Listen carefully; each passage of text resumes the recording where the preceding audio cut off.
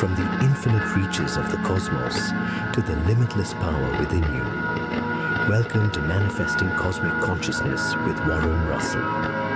Every episode is a journey into higher awareness, universal wisdom, and the energy that connects us all. Prepare to expand your mind, elevate your spirit, and unlock your true potential. Now, here's your host, Warren Russel. You can manifest anything you want, but you cannot manifest what you refuse to believe. The law is not selective. It does not decide who is worthy and who is not. It does not measure effort. It does not reward struggle. It does not respond to desperation. It responds to assumption. If you assume wealth is difficult, it will be difficult. If you assume love is unstable, it will be unstable. If you assume success belongs to others, it will belong to others. The limitation is never in the world. It is always in belief. You say you want something, but do you believe it is natural for you? Do you believe it fits your identity? Or does it feel foreign, unrealistic, too good? The subconscious only externalizes what feels true. You do not manifest what excites you momentarily. You manifest what feels normal. This is why repetition matters. Not to convince the universe, but to convince yourself. When the desire no longer feels like fantasy, when it feels expected, when it feels obvious, movement begins. The world reflects your internal permission. So stop asking whether it's possible. Ask whether you are willing to accept it. Well, welcome to Manifesting Cosmic Consciousness. That's Neville Goddard, and it goes back in the 20s, that he was a fantastic teacher up in the New York area, but you can always do your homework on that. And he was able to manifest after being broke, no money, destitute, that he decided to use his mind and manifest not only $1 million, but $100 million. But we will get into that. Welcome to the show. We have with us a young lady who has been to this planet, not one time, two times, but many times. Her name is Gillian Green. She's from the UK, and she's been on top of all of this for many, many, many, many decades. Gillian, can you hear me? Are you there? Yes, I can. Yes. Gillian, Good afternoon, Russ. Good afternoon. I really appreciate you being here. We're just going to take a couple of minutes here.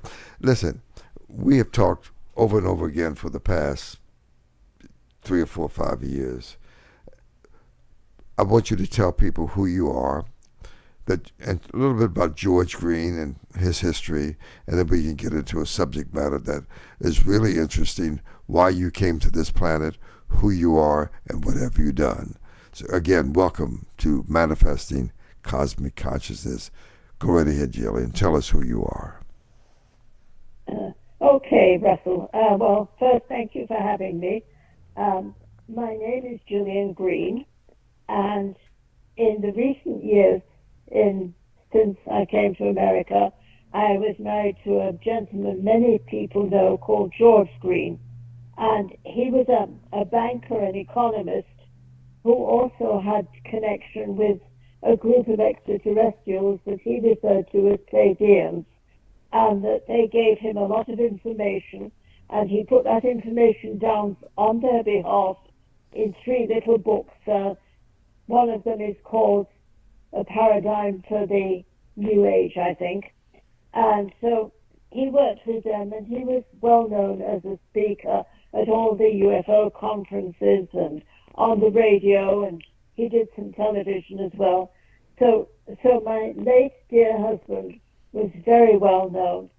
I, on the other hand, have always stayed behind the scenes as far as possible, and especially now when I'm 89 years old and got grey hair. Nobody wants to look at me anymore, I'm sure. But I came to this planet in this lifetime as Gillian and was born in 1937 in Yorkshire, England, and I was born a clairvoyant. So I have always been clairvoyant. I don't know any other way to be. I've had long-time connection with my off-planet friends, who I somewhat irreverently refer to as JC and the boys, but my closest associate off-planet is someone I refer to as David, and he has been my, if you want to say, my only spiritual teacher whilst I've been on this planet. And I add that apart from my own memories, and my own memories go back a very, very long way. The first time I have clear memory of coming to this planet was approximately 400,000 years ago, although I do have fairly clear memory of times before that in Lemuria and Atlantis. 400,000 years ago, however, I came as a member of the Anunnaki, who had adopted me. I was reborn to them at that time, and I came in those years to East Africa, when we were looking for, we meaning the Anunnaki who were on the planet at the time, were looking for a building site for our science research center and laboratories to do all the genetic engineering that we proposed to do on the humans. So my memory from that point on is fairly clear and fairly distinct. What else can I tell you? Yeah, I would. There's a lot of people who don't know about Zachariah Sitchin, or Donegan, who wrote the book about the guards. It's the disclosure is happening as we speak. As you know, do you believe you were born or you incarnated on this planet this last time to help with disclosure? And if so, what would you tell the people who really don't believe any of this? What would you say to them? Well, first of all, what we believe or don't believe, the truth is the truth. No matter what we believe, the truth is the truth. And so to people who just say, and have said to me, oh, well, you know, you sound like an extraterrestrial, but we don't believe in that stuff. We don't believe in UFOs. We don't believe in spaceships. We don't believe in any of that. Then I will say to them, fine, you believe what you want to believe. And my job is not, and never has been, to alter people's beliefs or even to try to alter them. My job simply is to throw as much light as I can upon any given situation and hope that they can see that light. And if they can't see it, well, the day will come when truth will out and they will know for themselves without dispute. So it really doesn't matter what people believe. It doesn't alter the truth. And the truth is that in this universe there is only life, L-I-F-E, life. And that's all there is. There really isn't anything else. Everything else is a matter of our perception and of how we are experiencing that life. So I will say this about our universe. It is a human universe. It's intended and designed for human habitation. And humans come in many shapes and sizes. The ones that are causing most of the trouble now are, of course, the reptilians. And the reptilians don't even belong in this galaxy. They got here by mistake millennia ago, I mean billions of years ago, and they just don't belong here. So there are the reptilians, and then there are all the other species which are humans. All the other varieties are human. So the reptilians are the bad guys, and the humans are variably degrees of experiencing humanity in many different ways and in many places in this universe. So okay. It really is designed to be for human beings. Oh, okay. So we have, as we look at the motion pictures and some of the disclosures, just the tip of the iceberg of disclosures, we have the Greys, the Reptilians, the Nordics, the Tall Whites, etc., etc. what? And some say that we are here because this is a prison planet. This is an observatory. It's like we're in the petri dish. We've been observed from the moon, which is not a planet, as William Tompkins talks about in his book, selected by the extraterrestrials. What would you tell people to do who have not heard any of this at all, and come and are naysayers about anything they possibly that we say today? What would you say to them? What kind of homework would you give them? My first thing would be to say to anybody who had the least bit of interest is, first, examine what you believe, what your belief system is at root core. Question it. Ask yourself what you believe and ask yourself why you believe it. Because most people believe things which are not correct, and they believe them because somebody else told them. They read it in this book, or they read it in the newspaper, or it was on the television. The television, of course, is a great one for telling people what to think. So when you really get down to it as an individual, and you go back to what you believe, it comes usually from somebody else. It doesn't come from you. So you need to go within yourself and find out what it is that you really hold to be true. For most of us, it isn't very much. Most of us don't really have much that we would stake our lives on. And so that's the first step in clearing your mind and opening your mind so that you can become conscious of other perceptions, other points of view, other ideas. And even when you find a new idea that you hear on the television or the radio or in a book, then just say, oh, that sounds like a great idea, and put it in the back of your mind until you have time to digest that information, and also till you can find some evidence of whether it is true or false.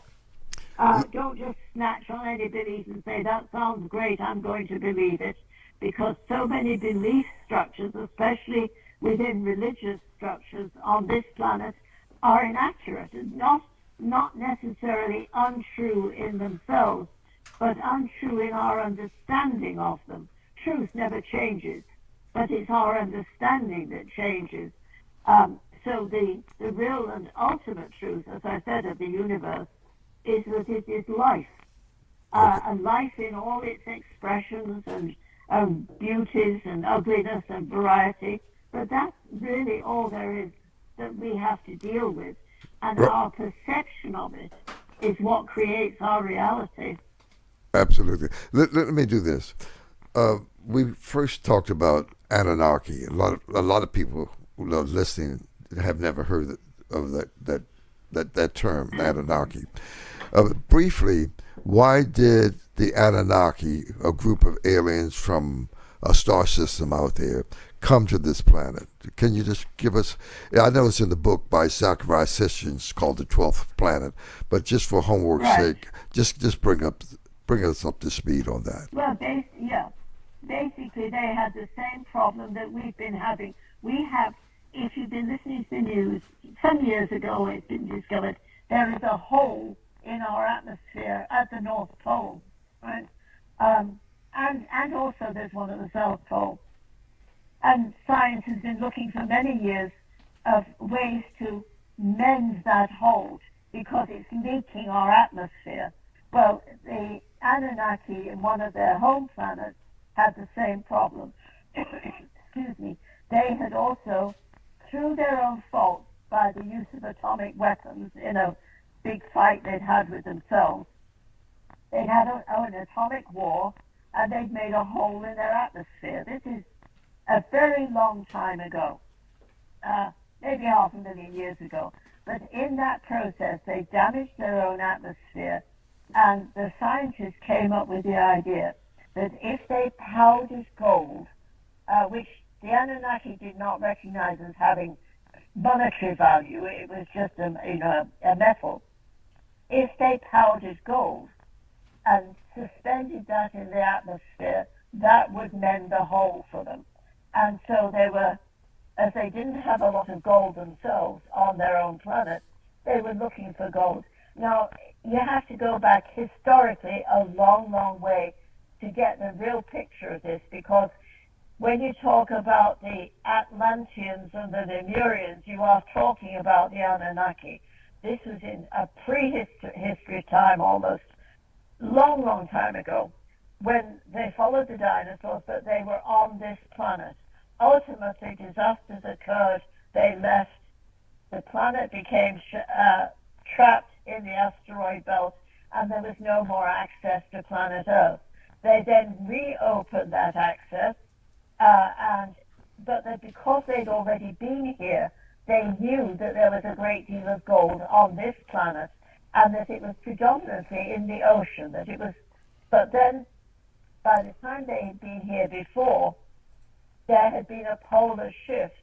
Okay. And Antarctica was dry land, and the seabeds were on the land. So the gold is in the seabed. We have massive gold reserves in our ocean, but you can't get to it. So by the time the Anunnaki got back here, they had to start mining for gold, and that was predominantly in Africa. Who has been to this planet several times. Gillian, I want to take 8 minutes more of this and then bring you back next week for more.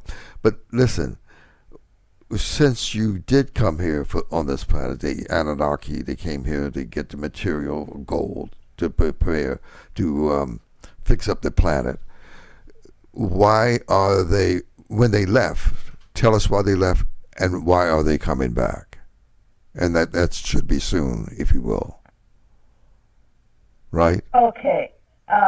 They left, yes. They should very soon be back, right? Right. They left because they were fed up with the human race, because humans were breeding like rabbits and were no longer developing in the desirable ways of peace and harmony and love, that they were choosing to make wars with one another.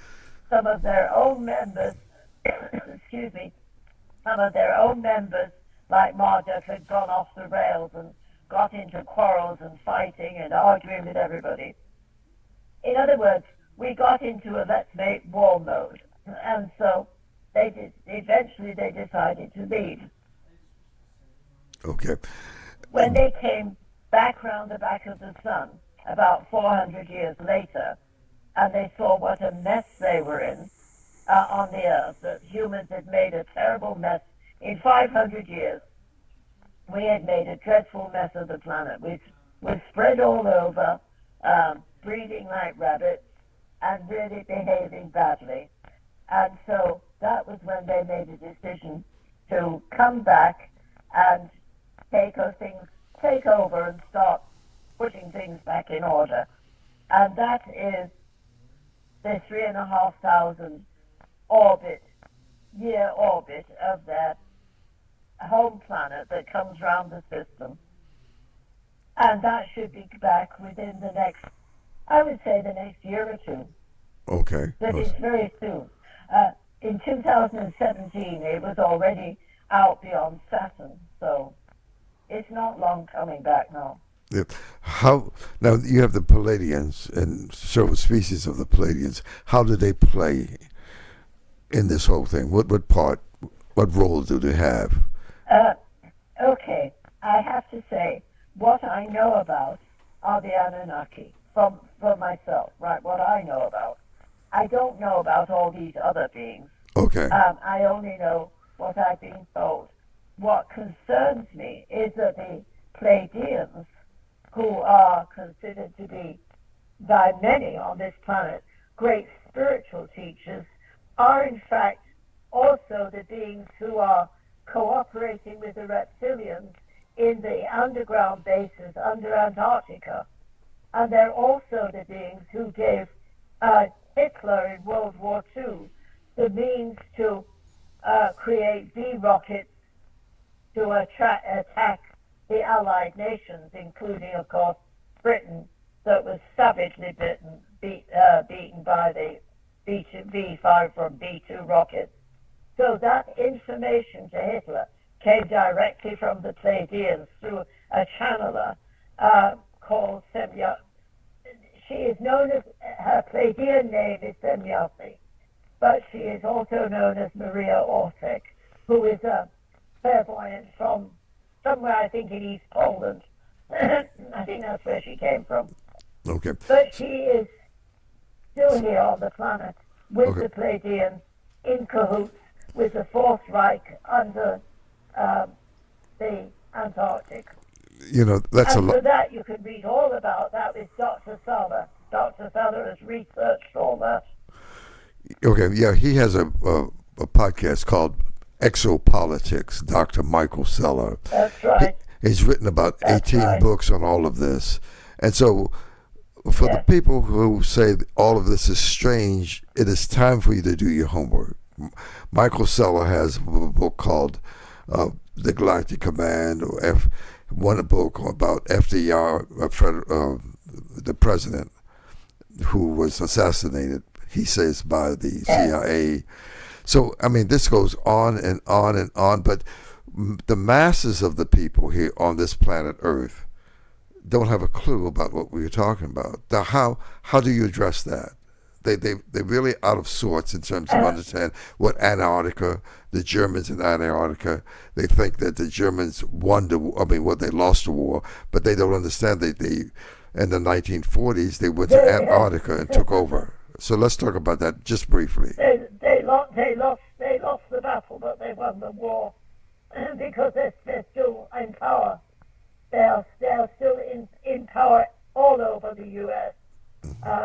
If anyone wants to ever take the time and trouble to do it, you can look at all our biggest corporations and at the top levels of management. They are all German and German ancestry. They're all descended from those people who ruled the world. You were trying to rule the world through Hitler. You know, von Braun. Everybody's heard of von Braun. Everybody's heard of Oppenheimer.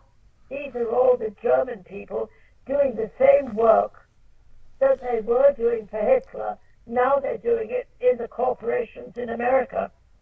Okay, we have about 3 minutes, and I just want to talk about Operation Paperclip and Operation High Jump. So the people were to go and do the work and punch it up. Google Operation Paperclip, Operation High Jump. All of what you just said will be documented. So what else would you say to the masses of people who have not done any study along these lines to do in the next 2 minutes? What would you tell them to do to catch up with what's coming down the pike? Oh, you mean at a personal level? Yes. What would people... Well, as I say, their perception is the most important thing. So is their perception open to receiving new and valid, well-documented information or not? You know, there is not... I always used to say, yes, I'm a clairvoyant, but there is nothing that I know about the future, for example, that the naval intelligence people don't know.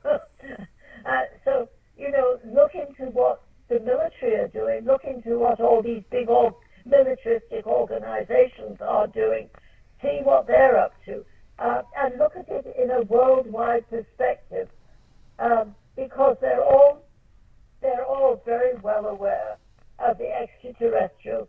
We have our own space air force, which fights in space against the bad people and against the reptilians.